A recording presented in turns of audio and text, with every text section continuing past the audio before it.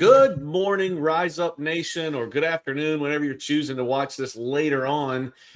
We're here for another edition of Rise Up in Real Estate. I got to get myself here in the camera. This is fun. We have been behind the scenes. Look at how clear you are, Ashley. I know, it's better. What did you do? That's better. I didn't do anything. Listen, sit completely still. Don't mess with a thing. Okay, this is Rise Up Real Estate live stream. We're on YouTube, social media, wherever you might be looking around. If you're looking around, you can, if you are out there in listening land, you can actually comment, ask a question, which I hope you'll do, throw a recipe up, which you see today's episode. We got one commenter already. Look, Carrie loves the t-shirts. If you send me your size, then you might just get one, because I can show you. We've got a giant box of them right next door. So here's what we do. We film this for 45 minutes on Wednesdays at 10, and then we turn this thing into a podcast that goes next Monday live on Spotify and Apple Podcasts and all the places you can find it. If you are lucky enough to be looking at this in vertical mode, which I actually think I've got somebody out there, let's say, if you're looking at it in vertical mode and you can see Lawton and half of my body, which is not the better half of my body, by the way, turn your phone or camera to like this way instead of this way. See if that works. I think that's called horizontal. I learned this because the horizon goes this way. Oh my gosh. That's me being very smart again. But if that frustrates you, then some people say that it works fine that way. I've got a couple listeners out there watching right now, and they say it looks great. So it might be user error. Good morning. Let me just go ahead and tell you that first thing right out of the box. So welcome back to this episode. We're going to talk about some stuff. Lawton and Ashley, welcome to the show. Good morning. Thank you. Gosh, that made me feel so comfortable, Ashley, when you said that. You said, good morning. It's so peaceful and calm. Well, I also wanted to ask Lawton why he's not wearing the podcast uniform today. We just can't get all three of us on the same ptage. No, they're all dirty. I've been wearing them every day. They're all dirty. I don't know what that is, what picture that is of Joey's profile. I almost clicked off it real quick because I thought it might be something pornographic. But what is that? What is that? Is that a mouse? What are we watching here? I can't even imagine. Joey, good morning. Both ways look fine today. Yeah, you said a mouthful there. So we're in the middle of season 8, and we've been hopping around a lot. I did want to tell you, for those of you that are on here right now, in 2 weeks, we have the CMN champion on the show with us. Her and her mom are going to be here on Rise Up in Real Estate live stream that Wednesday. I think it's April the 8th at 10 o'clock. They live in Atlanta. They're going to come on and tell us their story. This young lady is the Children's Miracle Network champion for this year. How old is she, Ashley, right now? Do you remember? Is she 11 or 12 or older? A little bit older. She was like 13 or 14. Okay, so a little bit older than that. Beautiful singer. If you saw her walk in down the street, you wouldn't even know anything had happened. But they were in a very, very bad car accident, and it's we got some fun comments coming on here again. You might have to. We're out there in Neverland. My kids have been on my YouTube app. Thanks, Joey, for that. I'm not sure what this. I don't know who this is. Shave your head, bottom dude. Let it go. I'm not sure what's going on there, but anyway. So she's going to be on the show telling us her story. She was in a very bad accident and went through the Children's Miracle Hospital in Atlanta to recover from this tragic accident. You're going to see and listen to what she has to say. But I'm excited to have her. That's going to be fun. And we have been talking about a bunch of things. We also have another guest coming up later in April that I think you'll enjoy. But we've been talking about a lot of different things this season, and we're trying to focus on the things that make us better agents of the future. So we all have our space gear, and we're ready to go. But before we dive in, let me say hello to Ashley and Lawton. Anything new going on in y'all's lives, Ashley, Lawton? Anything you want to report to the audience at all? I got to go up and visit my niece right next to Lawton's alma mater at Sweetbriar College, right up the street from Lynchburg. So I went there last week and watched the horse show. She rides horses, and got to take her to dinner, and it was really nice. Was it cold or warm up there at that moment? It was cold. Well, the daytime did finally warm up, but like nighttime and mornings cold. Awesome. By the way, we're in coastal South Carolina here. She went up in Virginia, where Lawton went to school. Lawton went to school at Liberty up in Lynchburg. What did you call that college, Ashley? What was it called? Sweetbriar is where Josie goes. Sweetbriar College. Sweetbriar College, huh? Horseback riding. One of our agents has a daughter who's quite a great barrel racer. I don't know if Amber's on the show or not. Sometimes look at there. We have a corporate people looking. This is Joey's new barbecue company. Oh, by the way, this weekend, if those of you that are local, this weekend at the Boathouse on Saturday at noon, you need to come try our barbecue. We're getting there Friday at noon to cook overnight. And if you haven't been a part of this, you need to come have some. It's for a great cause. I don't even know what the cause is, but I'm sure it's great. You need to come and participate because last year we did pretty good. There were like 35 teams and we finished in the top 5. So Joey's barbecue is quite the trick. So come out and see us. I think you'll enjoy. It is quite the festivity, and they have a huge concert. I don't know if Julio and the Saltines are going to perform again this year, but the Boathouse was packed, and everybody in town will be there. So you need to be there and you need to vote for our barbecue. Come by and eat whatever you want.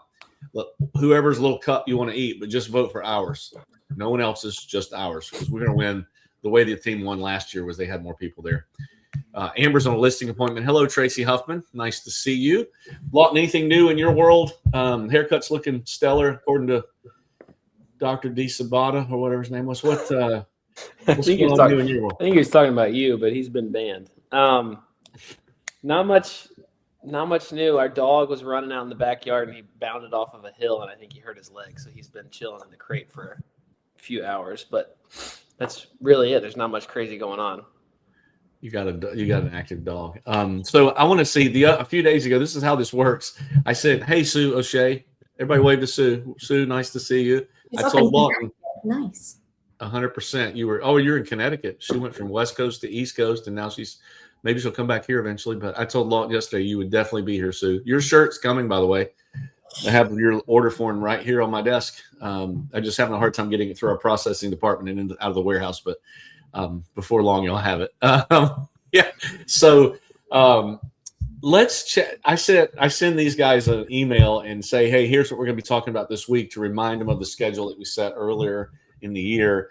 And this week I called this episode Recipes and Current Real Estate Events. And we are going to talk about some very important things that are going on. I'm so glad Ashley's here because I'm going to lean on her knowledge, things that she knows that I don't know because I'm not practicing every day. And same with Lawton, on some things that are happening in our industry that are on the news and in the news every single day. So we'll do that. But did either of you bring a recipe? Because I know what I want you to talk about, Ashley. I already know the recipe I want you to share with us, and I'm going to put the recipe in the show notes. But Lawton, did you bring a recipe? You have something you can chat about for a second? I don't really ever have any recipes. It's just ChatGPT that has all mine.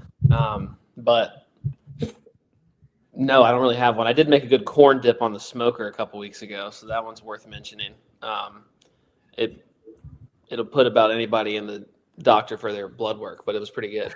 So I can send that to you if you want it. So if anybody wanted to, if they have a smoker and they want to do corn dip, they just go to ChatGPT and say, would you find Lawton's smoked corn dip recipe? And it was pretty good. Yep. There you go. And Ashley, you're going to tell us about, do you know what I'm going to ask you about? I do. Yeah. Well, I think so. Thanksgiving? Yeah. Well, I don't know. Yes, your Thanksgiving. You made it because this year you were by yourself at Thanksgiving. No. Monkey bread? Oh, I was going to say something different, but yes, I love some good monkey bread. It's, do I have to tell everybody the recipe on here? What am I doing? Yeah. Why don't you just talk about it for a minute? Take us to monkey bread heaven in your kitchen. Just tell us what you do, because she's quite the cook. For those of you that don't know, I'm not. Yeah, she's quite the cook. Go ahead, Ashley. I make 3 things and none of them are good for you. So once a year, I really look forward to monkey bread for Christmas morning. I don't know why you only eat monkey bread Christmas morning, but that's the rule. And it's just some self-rising dinner rolls in like a big bundt pan, and then butterscotch pudding mix and butter and brown sugar and regular sugar. Like there's nothing about it that you should be eating. And you let it rise overnight and stick it in the oven and flip it upside down Christmas morning. And it looks terrifying in the morning after you let it rise. It like bubbles over the pan. It's enormous. And somehow it just works. And it's delicious every time. And this year I was here with just the dogs, and I was FaceTiming my family in Virginia. And so I didn't have to share the monkey bread. Like I was so excited that it was all mine. And over the course of 3 or 4 days, I polished it off. She had her pajama pants on, her Rise Up in Real Estate t-shirt, and in her lap was the monkey bread. That's awesome. I can just see it and smell it and taste it. That's Joey Lawton saying he needs to get with you on that corn dip. Of course he does. Also, actually, my wife's family actually makes that same thing Christmas morning. And if you want to make it worse for you, they replace like half of the dinner rolls with Pillsbury cinnamon rolls. Oh, okay. Same thing, but it's just got more cholesterol in it. So if you wonderful. This show is called a lot of things, but nutrition it is not. We're talking recipes. We're not talking health and fitness. Sue O'Shea would be my guest if we were doing that. Not either of you. So, or Joey. Joey's going to cook some barbecue this weekend, and you just have to taste it to believe it. But he's got a lot of other great recipes. Joey, probably one of my favorite things you make. What's that called, Joey? The something in collards. What do you put with collards? It's so collard greens and grits and greens or something like that. Is that what you call it? Joey, you're out there. Tell us about that in the comments. And Carrie, I know the size of you and the size of me. Carrie, you're out there. You've got to cook something good. You got any recipes out there for us? But anyway, and Tracy Huffman, I know you've got great recipes. What were you going to say about Thanksgiving, Ashley? I'm having a hard time remembering what you do. So remember, you have always really wanted for everybody to share the recipe for what they bring to the office for Thanksgiving because it's so delicious. Yes. And you posted and asked everybody to share their recipe. And that year I had brought the gravy, which involved Heinz turkey gravy. And so I wrote out an entire step-by-step of turning the jar and clockwise or counterclockwise and opening it and pouring it into a bowl and heating it in the microwave. But I made it really complex. And then everybody commented on my ridiculous post and you didn't get any recipes. So I thought maybe that's still burned in your brain. I hijacked your post. No, I wasn't thinking that. I was giving you credit for the monkey bread. I've been thinking, though, for years. We have these incredible Thanksgiving meals in our company. Did you see that? I didn't mean to hit that, but grilled wings. Oh, yeah. That's what I was going to share. Lawton, I was going to share this with you. 0 to 400. 0 to 400 wings. You prepare your wings, and I'm talking about on a pellet smoker. Prepare your wings in the kitchen. Go out and lay them on your smoker and then turn it on to 400 degrees, full smoke. And at 30 minutes, you open it, flip them over, and close it. And then at 1 hour, you take it off.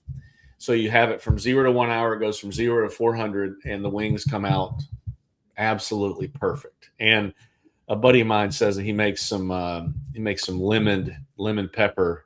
It's the recipe so bad I won't even share it because Sue will drop the call if I do that. But anyway, let's so the recipe, what we've been thinking about, we should look at Sue.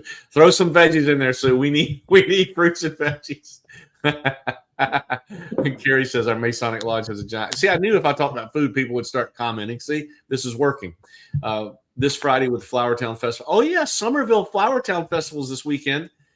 Carrie said something like 200,000 people come to that little square in downtown Somerville. 200,000 people. So if you are an agent in Somerville, I would get a sandwich board and wear it and walk around and let them know who you are and what you need. Have some stuff. Pellet smoker is cheating. I know. Joey, out of 31 or 35 teams last year, there were only 2 that used real wood. We were one of the ones. So good job on that, Joey. 200,000 plus people in Somerville. I think that's incredible. I don't want to go there this weekend because there's not that many roads to get in and out of there, but y'all have fun with that. But anyway, recipe book. We have all this great food cooked at Thanksgiving, like several offices. And I would say, why don't everybody throw a recipe and we'll make a book. We'll make a Remax recipe book, like a cookbook.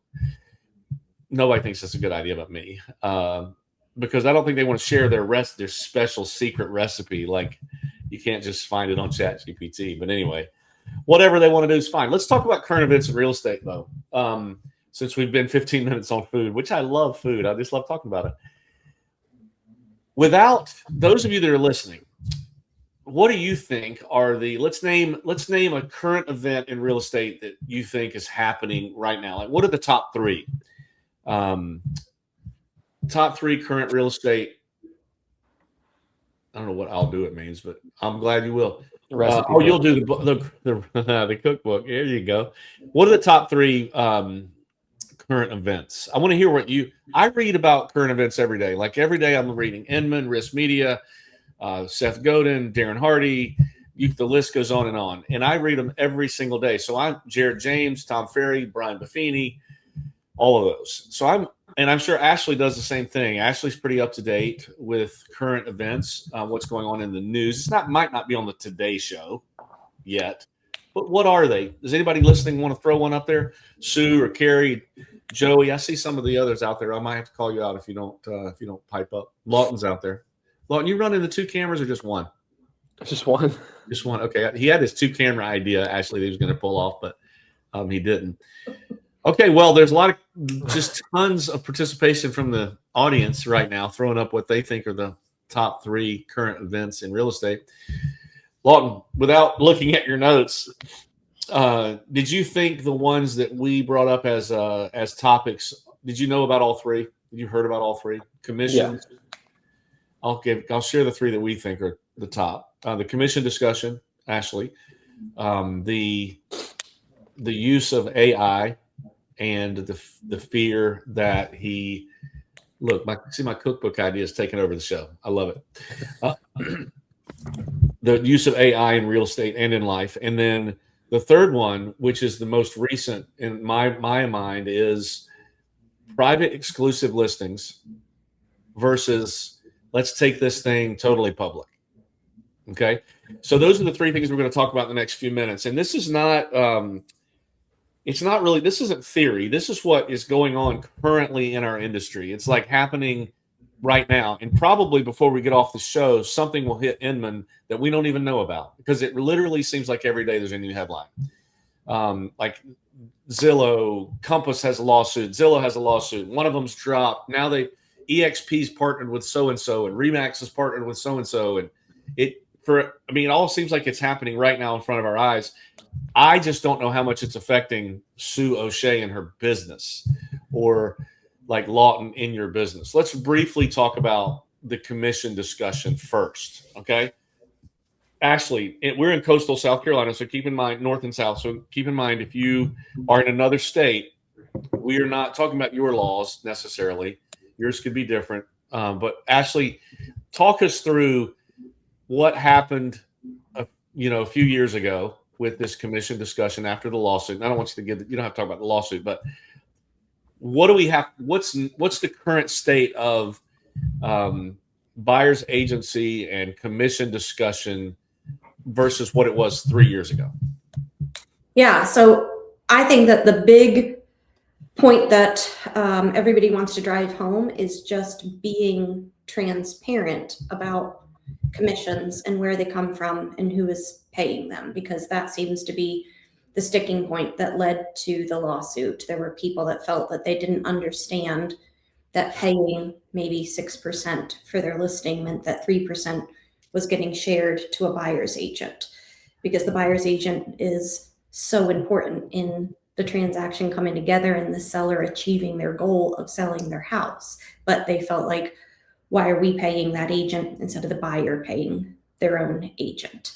At the end of the day, it all comes from the same pool of money that the buyer brings to the closing table, right? There is no money if the buyer doesn't put this pot of money on the closing table, and then the attorney gets paid from it, and the appraiser and the lender and the agents and everybody gets paid out of that proceeds right there. That comes to the closing table. But people felt like we didn't understand that that was going to come out of our net for our sale for the home that we were listing. So now it's just making sure that agents have the conversation in a way that is just crystal clear so that everybody understands that agents for a living charge a fee to do their job. And here's how the fees can break down once we get under contract. And it can get negotiated a lot of different ways. But at the end of the day, again, it's the buyer's money that's coming in to take care of all of that. What's changed recently in South Carolina is that we had a listing agreement. So when you go to put your house on the market and it says, hey, overall, it's going to be 5%, 6%, whatever the number is, to list your house. And then in the next paragraph, it was very clear writing that said, you're initialing this spot to allow me to share 2.5%, 3% of that total commission for a buyer's agent to bring somebody into the picture to get your house sold. Because it's kind of like going fishing with bait or going fishing without bait. So you want for people to bring buyers to take a look at the property and know that they're going to have some of their fee paid for. So what's changed is that now we do not have that section. There is nothing about sharing the commission. So a listing is now only one paragraph about the fee that the agent charges, and it's just the listing agent's fee, 2.5%, 3%, whatever that listing agent has decided in their business. And from there, you have to set the expectation with the seller for why it's still going to be a conversation when an offer comes in. And the offer is going to show up with, if you're asking $400,000 for the house, the offer might come in offering $390,000, might come in offering $405,000 because they're competing with higher demand for that property. But along with it is going to be a request for part of that buyer's agent fee or all of that buyer's agent fee to also be part of that net sheet. So the math is just happening in a different part of the transaction. But at the end of the day, it's an agent's ability to explain the net to the seller clearly so that they feel like they understand everything and that they have a win when selling their property. So that's the changes that our listing agreement doesn't have a spot to say we're going to share this commission with somebody else. That's all now going to happen at the time of contract instead of ahead of time at the time of listing and getting on the market. Okay. So you think, Lawton, how's it changed how you've done business, this most recent change? Has it made a difference in, and Ashley, if he answers incorrectly, correct him, okay? Because Lawton didn't learn in the old school. He's only been doing this about 18 months. So he learned this way is the only way he knew, where he had to have his value with buyers. But what's changed most recently in your practice of real estate, Lawton, with that and that last change on the listing agreement? Anything? Yeah, I mean, thankfully, like you said, I haven't known it in any other way as to where it's common knowledge that the fee's negotiable. I mean, it's always been that way, but since I started, that's been the big topic, like, oh, we can negotiate on either side, right? In terms of the newest listing change, I don't think it's as big of a change as it sounds like, other than the way you have to explain it. And I think I like it. I think it's a little bit awkward at first to talk about, but I think it benefits buyers and sellers because each one of them can have more ability to get what they're looking for. And we have that conversation, we find the right house, then it's just part of the offer. And you set it up with the buyer. Hey, this offer, we've put it together, including this part about commission, to get it exactly what's perfect for you. Let's submit it. So it feels more like a case-by-case basis, but I think it makes it easier for buyers and sellers to win, but the conversation's just a little bit different.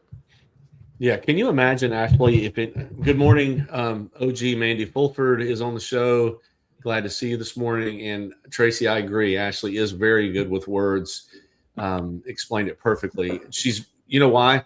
Because this mastery of her language. Like if I say I spent time doing something, Ashley will correct me. And I invested my time. So the funny thing is I just had a conversation with OG Mandy Fulford about how good she is with words and that I tend to repeat myself and I'm not very good with them. So Tracy, thank you. That means a lot. Yeah. And OG Mandy Fulford is very good with words also.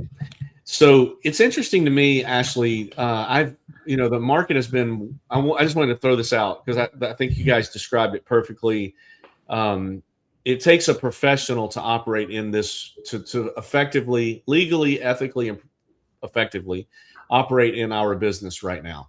Like, you cannot freelance and get away with. I mean, you might, but you also could get in big trouble. Like, you have to be according to the rules. There's a couple things that are interesting to me. The people that changed the rules initially, that set this rule change in motion, was the public, well, through some attorneys.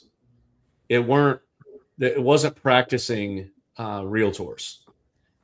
Now, maybe whoever changed the rules was in response to the attorney saying, "Hey, the public there has to be transparency." But I'm wondering, like, we've struggled a little bit in the last few years with what we call the market, which I hate that term. You guys know that. But it has been a little bit, Lawton doesn't know because he doesn't have anything to compare it to. But it's different than 2020 and 2021. The market is like the length of time on the market and the number of offers and all of that. That was what we call a speed-based market. Right now, we're in the middle of a skills-based market. And I think those are just labels, really reactionary labels to what's going on. But I think it's interesting. What if these changes would have happened in 2020 or 2021? Like, people weren't even looking up for air. Like, there was no way this would have happened back then effectively. People were it was helter skelter. And then the other part of it is I'm curious if these changes have caused, and Lawton, you could probably answer better than anyone, and actually, because you listen to agents every day, have the changes caused a little bit of delay in the efficiency and activity of our market? Because agents are a little bit afraid. They're going to say the wrong thing. They're going to do it the wrong way. It's not like just matchmaking like it used to be, where you have a listing and you go find a buyer and you match them together. We've got this cloud over our heads now of, don't do it incorrectly. Make sure you're transparent. Make sure you can't show a buyer this until you do this. And the percentages, and I'm all for rules, but how much of that is true? Like, how much of that has made it more difficult? Lawton's a bad one to ask because he's never done it the other way. What is it made it more difficult, Ashley, you think, for agents to operate, or is it just now finally we have to learn and do things the way that we're supposed to do them? I think there were agents that struggled with the adjustment because everyone had been used to, when you help somebody look for a house, part of your job is to go open the door and show them properties. That's everybody's favorite part. That's the part that looks like HGTV, and they think that that's everything that agents do. And during that time, agents felt like they were gaining trust and building rapport so that those buyers would know that they were the expert to guide them through this process. And now you have to have that conversation with some documents signed about your fee and the disclosure of agency and all these items before you open up doors. So you don't have a chance to build rapport at the homes. It is now meet in the office, do the consultation, find out what the buyer needs, find out if you can be the person to guide them through what they need to accomplish, and then talk to them about what agency is. So I think that that's better for agents, but there were some that struggled with how they were going to build their relationships. We have shared the Momentum program with our agents for a couple of decades, and that was always the process there. Before there was a rule to have buyer agency signed before showing property, or at least South Carolina disclosure signed before showing property, Momentum always taught to do that strategy session and to have the conversation up front and to explain the process and show your value and find out if the buyer was ready. Because as an agent, you're now going to go and invest a lot of hours finding that house with that person, and you want to choose wisely for your business also, if that is someone that's truly motivated and qualified and loyal and ready to buy. So that's always been the process that we have encouraged agents to do. It's just now required. And that has been difficult for some who felt like they gained someone's trust through showing property. But I think everybody has handled it like a champ, at least the agents that we get to talk to on a regular basis. And it's been great for their business. Lawton, you probably don't know this, but back a few years ago, and this happened quite a bit, Ashley, while you were here, and even before that, people would get buyer's agency signed as they were doing the offer. Mm-hmm. It was sent as part of the offer, and it was just clicked on through DocuSign or whatever transaction management system you're using as part of the deal. And we continually said, like, I remember we would taught classes back then on how to have the buyer's agency conversation, and people were like, what is first? It's always been first substance in contact. You're supposed to talk about that stuff, but it used to be very different. And I think in our normally Remax, I mean, it's not a Remax commercial, but normally Remax is the home of the professional. And so most people were doing it that way to begin with, but it has been a big adjustment to talk about it in the right order. And I believe at the end of the day, makes us more professional, makes us worth our money, makes us more careful with what we say. And we do, at the end of the day, I mean, the purpose of all of it is protect the public. Mm-hmm. I mean, it is to protect the public. And I think all of this certainly helps. Lawton, what kind of friction do you get when you have these conversations? Any at all? Or is it based on you build rapport because you're trustworthy, you're likable in the beginning, and they kind of follow you along? Or what kind of resistance do you have to this buyer's agency thing, or talking about commission to a listing, to a seller? Yeah, I mean, I think the biggest friction is definitely the fact that you now legally have to have that signed before seeing the single house. I mean, I think that's the biggest friction comes from that, because in the same way that I don't know them, they don't know me at all. Like, I could be crazy. And why would they want to sign something that's, I mean, depending on how you set the paperwork up, whether you do it for a day or for 6 months, like, who wants to sign something with someone they don't know that ties them for 6 months? So I think it's not even I don't think it's the commission part that makes that hard. I think it's just the legality of signing an agreement with someone that you don't know. I mean, personally, if I can get it initially signed, I pretty quickly can make it to where they want to re-sign it if I only have it through the end of that day or something.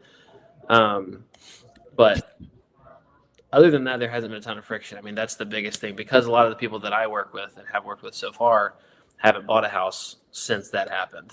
And they're like, why in the world do I need, like, it makes me look like I'm different than who they worked with last time. And I'm trying to get them to sign something quick so I can make money almost. So that's where the friction comes from. But then I just have to being able to explain the things that it's different now. Yeah, good. Because most people haven't bought. We talked about this a couple of episodes ago. They're buying houses once every 7, 8, 9 years, not every day. We talk about it every day. They may have had a very different experience 7, 8, or 9 years ago than they are now, and we just have to walk them through that. There's an interesting caveat to this, Ashley. I don't know if you're familiar with this, but something that's being talked about right now in the news, like really current event this week or at the end of last week, where, we've always said part of, and I know National Association of Realtors, and even like the Coastal Carolina Association of Realtors, I hope Rennie's on this call, she can pipe in. They have more value than just connection to the multiple listing service. But there are a great number of members who believe that is the number one reason that we join those associations, is to have access to the multiple listing service. Because in the past, you couldn't, if you weren't in CCAR, you didn't have access to multiple listing service. Well, recently there have been some changes where now you don't have to be a realtor to have that tool. You knew this. Are you familiar with this? Mm-hmm. What do you think of that? Mandy and I talk about this. My wife and I talk about this some, and trying to figure out where this goes and what this means, that you don't have to be a realtor to use that tool. What do you think of it? What do y'all think of that? Have you given any thought to those things? I think that it just is going to create more rules and boundaries than that the MLS is going to have to put in place when you open it up to a bigger audience. And they're going to find several things down the road that now don't work the same way that it did when there was only realtors that were a part of that MLS service. And I don't know what those might be. I don't know if you and Mandy maybe came up with a few that might happen, but it'll mean that we're all going to have to make big adjustments with a bigger pool being included in that system. Yeah. And thank you for saying realtor properly. You're welcome to those of you that are listening that realtor has 2 syllables, not 3. It's not realtor, it's realtor. So thank you for that. But the thing that is hard for me to put my mind around is, in my opinion, when I became a realtor, that was a serious thing. I committed to a certain code of ethics to protect the public. And there are people that would say, well, that's just you're duplicating being a good human. If you're a good human, you don't need those rules to treat people the right way. But that's not true. And I could give specific examples of things that don't feel right, but they are ethical, right? And so I think the cloud is going to be when you have people that don't know those rules and don't have to know those rules to have access to our properties, and they're representing customers, clients, and they have a different standard of ethics. Mm-hmm. They don't have a standard of ethics other than who they are as a person. I think that becomes very much the wild, wild west. How are they inputting information? How are they presenting it to the public? Are there now going to be additional guidelines for what can and cannot get mentioned if you decide to use the MLS to be able to market property, et cetera? And we have that code of ethics, if you're a realtor, that you have to abide by. So that already takes care of some of your public facing information that you're going to share on the MLS. But now you have this group of people that just don't have that code of ethics. So what's going to have to change with how we're spelling out the rules for what everybody can share? I don't know. I have no idea what it looks like. I mean, is it one thing in the code of ethics that you're not allowed to, you're ethically, you're not, so there's a group of people that enforce the fact that Lawton can't go through, like we call expired listings. We don't call active listings. And the reason we don't call active listings is because we've committed to an ethical standard that we won't do that. But when that goes away, that's a different ballgame. And I can even see, will companies decide you don't have to be a realtor? So when a company calls your listing, another agent, and I mean, how do you hold them accountable now? It's going to be very different, I think. And I don't know. I'm learning that we're going to transition to this other topic because this other one really makes me curious. We're going to skip AI because AI is not a big deal. I mean, AI is going to go away. It's probably not even going to be a real thing in a few weeks. I mean, it's falling apart as we speak. No, we've talked about AI, and we're going to do some more AI discussion as we move forward. And clearly, AI is significant. It's not going to replace humans yet, but don't worry about it. So anyway, let's talk about this other thing for sake of time that's happening right now. I have my license since 2001. So I've been licensed for 25 years this year. And I don't remember a time where brands have always been polarizing. Like C21 thinks one thing, Remax thinks another. They've always had their own brand and they've always stood for certain things. But today feels like, to me, we're having to choose sides on something really, really significant. And then that is, when do you put a property on the market? And what's best for the seller? So you have one camp that says private exclusive is the way to go, like meaning they can keep it in their office for a period of time before they go public.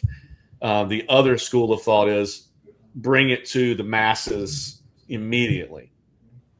So, and we have major brands and companies choosing sides on this, and portals like Zillow and Homes.com, and everybody's falling in a different. And tell me, those of you that are listening, Joey, Carrie, Sue, those who have seen Mandy or Lawton, does this conversation that I'm getting ready to have, does it affect you right now in business? Are you thinking about it at all, sitting with your clients?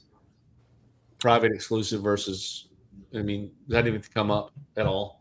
Not yet, but I think it probably could, but no, not currently. I mean, it's a huge deal, but I don't think most people most people that have a house to sell, their house is not to the point where it needs to just be exclusive. At least who I've worked with for the most part. So that's a very naive and broad statement, but no, to this point, it hasn't really been a topic of conversation.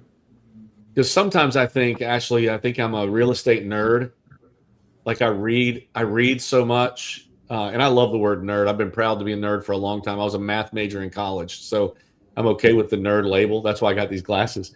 But I feel like I'm kind of in a bubble learning these things, and I'm wondering how much agents are thinking about it at all. What do you think?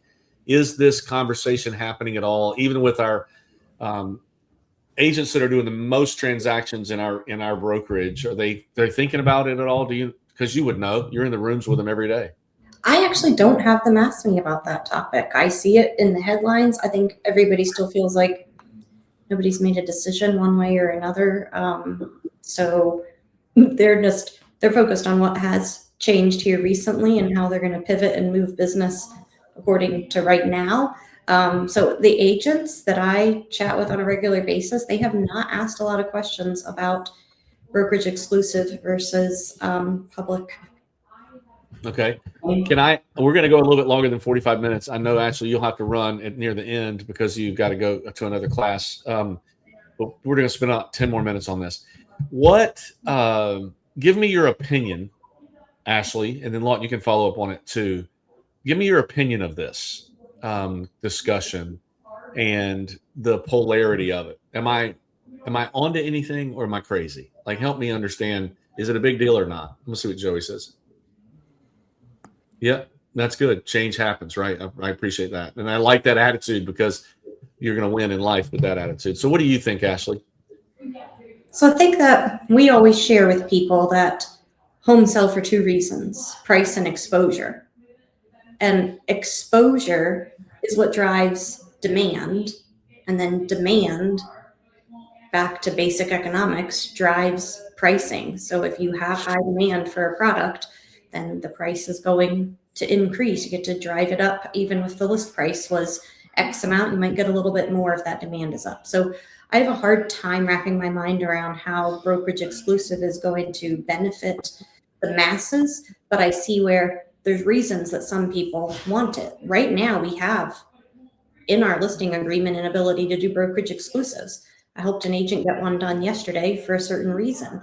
So they have their place, but it's going to make everything, in my opinion, harder to find great properties for people when you now have the MLS or you have these brokerage exclusives. How are we going to know what else is available that our buyers might be interested in?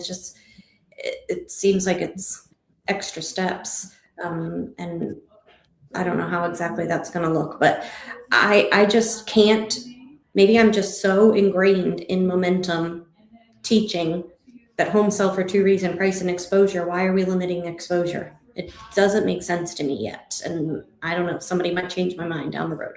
Yeah. Well, Sue gave the best answer of the day. She says no. And I love that. I don't remember what question she's answering, but she says no. I think maybe, is this a discussion she's having with people yet? And it's not. This isn't something that's public. Like, you don't have to choose now. I've called some agents at Coldwell Banker. Coldwell Banker is now is a sibling of Compass. I mean, it is now under the Compass umbrella, and Compass is very bullish on the private exclusive idea, which I don't think most Coldwell Banker agents are okay with it, are on board. Like, they probably would explain it like you do, Ashley, where it's, and your microphone's off. I don't know if I turned it off or not. I might have accidentally hit it. Or you might. There's background of someone on the phone, so while you're talking, I'm just okay. Yeah, okay, that's good. So I don't think it's only real estate, though, in my opinion. I mean, when you want to sell something, anything, like Tickle Me Elmo, they didn't put Tickle Me Elmo on the market and say, we're only going to show it to 1,000 people first, then we're going to go to 20,000, then we're going to go to the masses. They built the momentum. They built the excitement around it. They showed the product, and maybe this is the whole idea, but I don't understand why less buyers drives higher price. But you hit a very important point. It's the seller's choice, and it always has been. right? Am I right? I mean, couldn't a seller could choose not to put it on multiple listing if they don't want to ever, Right. right? Mhm. Would anyone do that? I mean, if your last name is Trump, or your last name is, I don't know, name a famous actor, McConaughey, you might not want your property address on multiple listing service, right? You might only want to say, hey, Jordan Cohen, who's the number one RE/MAX agent in the world, I'm going to give you this. You sell this to your office or whoever you know. It doesn't even need to go. And you might trust Jordan could do that because that's where his business is. And maybe that's how you want to handle it. But even if I was that person, I would wonder if there is a buyer that I'm missing that could drive the price higher. That's what my confusion is. What do you think, Lawton? Are you with this conversation, like private, meaning show it to the office first, and somebody might jump on it, Yeah. but then go to the public? Yeah, I think I agree with what y'all are saying. I think there might be a small population that it makes sense, to where if you're one of those people that you just mentioned, probably your house, you're probably going to get the best price if you put it on the market. If it's a good enough house. I mean, in my head, if you specifically choose a listing agent that you know works with that type of property, you're assuming they have someone that could buy it that's going to give you the best price. But other than something like that, it doesn't make sense to me. Yeah, where less, I don't know how you sell that to someone where less people are going to see it because it's exclusive. Well, what's the why? Like, I don't know how you sell it to someone other than it feels to me if you try to sell it to someone, it's clearly benefiting you or the brokerage, mainly the brokerage, I guess, not an individual agent. But I don't know. It's definitely something that, again, like Ashley's saying, it's the seller's choice. If the seller wants to do it, then there's your reason. That's what we're here to do, is what the seller wants, and to some extent. But yeah, other than if it's their deepest desire, I'm not sure why you would. So you just go ahead, Ashley. Go ahead. Sorry. I was just going to say, Lawton just said something that kind of hit me in the face, that we're all assuming that the seller's net is the most important thing to them. We've all made a big assumption here, because that is not the case for every seller. So exactly to Lawton's point, if maximizing your net proceeds is the most important, it seems that exposure would be one of your number one goals. But what about a family that has a divorce going on and they really just don't want so much publicized, so many questions, so many people whispering about what's going on? Their privacy is maybe more important than the other $5,000 that could have been negotiated on the deal if it had been public. Maybe there's safety concerns where they just can't have all that information out in front of people. So thanks, Lawton. That just really made me think about it a different way, that we're making a big assumption in this conversation. Is the seller going to get the most money for their house with this strategy? But the most money isn't always the most important to every single person. And like what normally happens on this show, Lawton usually brings it down to the real for us, because he hasn't had the 20 years of bad habits and nonsense that Ashley and I have had. Not 20 quite for Ashley yet, but I think that you're right on target, that we have to stay focused on what the seller wants. And I think that's where private exclusive could get cloudy, because the agent or agency might say, let's take our chance to sell it. That's what all these listing portals are, like companies that have been created to get the pre-market listing. I mean, the reason we do that for our client is let us show it inside before we go outside. Let us show it to our people first. Give Lawton a chance to jump on it because he might have buyers. Let's keep it inside of RE/MAX Southern Shores at this moment. But that's a conversation we need to have with the seller. What is the seller's ultimate goal? I love the examples you gave, Ashley. Very real examples. And actually, you put your house on the market not too long ago. Did you go public right away? I did. And as an agent, it was strange. Not that I help people very often actually buy and sell, but it was very vulnerable. And I thought, all these agents that I work with all the time, they're going to be critiquing every single thing I do on the MLS to put my house on the market. What words did I describe it with? What photos did I have? What pricing did I do? I asked other agents to look at pricing, because when it's yours, sometimes you're too close to it. And so I can understand where it's vulnerable to all of a sudden have your house advertised that way. And this conversation normally goes, the seller, how we started, the seller's not going to get as much money doing it private exclusive. But by the way, that might not be their number one goal. That might not matter to the seller. We need to find out what matters to the seller. We were really close. I mean, transparently, we were very close to putting our house on the market recently. And my biggest concern was having our last name. I mean, I guess you can also just not disclose that in the listing agreement, but having people know that our house was for sale. So I was probably going to allow a few people to show it privately. And I was willing to say how good those agents were probably were going to bring a good enough buyer that I was going to be fine with the ultimate outcome. But I still had in the back of my mind that it might have been a random New Yorker driving around that would have bought my house for no God knows what with cash, right? So I'm wondering who I'm missing. But this whole conversation is just like the first conversation we had. Hey, guess what? The public's what matters. The client is what matters. And we have to stay uber focused on that. But it's very awkward to see, Remax say, we're siding with full exposure. And Compass say, we're siding with public exclusive. Because now, private exclusive. Now, when you have a buyer, not right now, but pretty soon, when you have a buyer, Lawton, and you go to MLS, you're missing some inventory.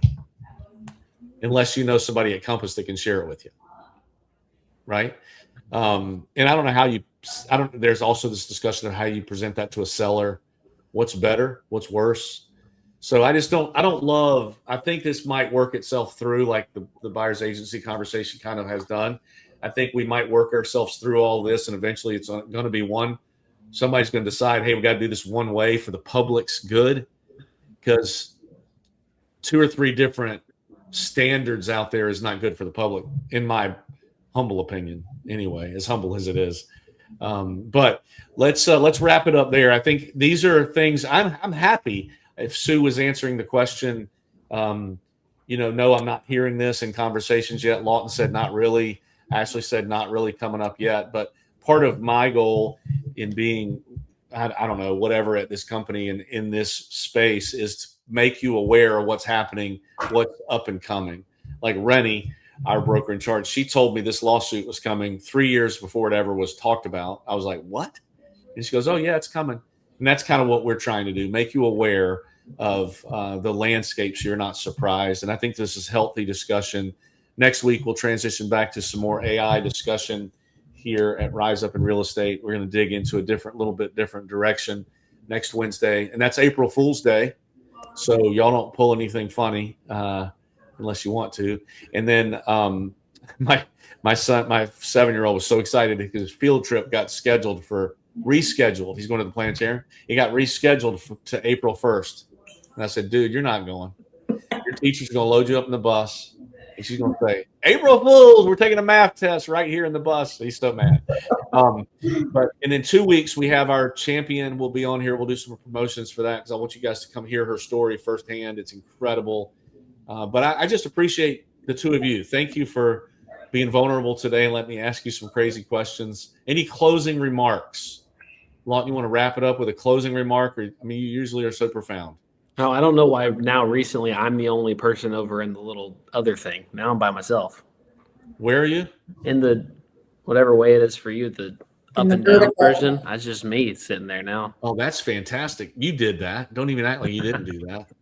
You getting all? Hey, Lawton had a little accident this past week, 2 weeks ago. I should share this. He has a TikTok video that has how many views? I think it's like 1.2 million now. You went viral, Lawton. He's got a virus. And he's an influencer. No wonder you're the only one in that square over there. This is not an accident. Lawton is the most consistent on social media platforms. I can't believe you said Lawton had an accident. He has crafted this, Tad. Well, I told him right after that one went viral, I thought I was doing something. I was really feeling good about myself. I posted another one, and it's got like 74 views. So I'm really cooking over here. Yeah, once you start, what did you call it? Once you start feeling yourself, next thing you know, then you're back right to normal because the algorithm is going to win. But you're right, Ashley. I was teasing because how many do you do a day? You said you're posting 15 to 20 things a day. So on all the different platforms, trying everything that you can. So that is a major pillar of your business. And it just makes me realize that when I have 6 viewers on this show that I've been doing for 8 years, my time is coming. My time is coming. I'm putting in the time. Rise Up in Real Estate eventually will be a significant show, and I'm going to be here for it because Jimmy Fallon started small. Yeah, I can't. Pat McAfee started small. I mean, these people didn't just go straight to the top. So, yep. We're climbing every week. We're climbing every week. Thank you for joining us at Rise Up in Real Estate today with this conversation about recipes and current events in real estate. We look forward to seeing you guys next time. Thank you guys for helping me co-host this episode, and we will talk to you guys soon. Sounds great. Have a great day. Yeah.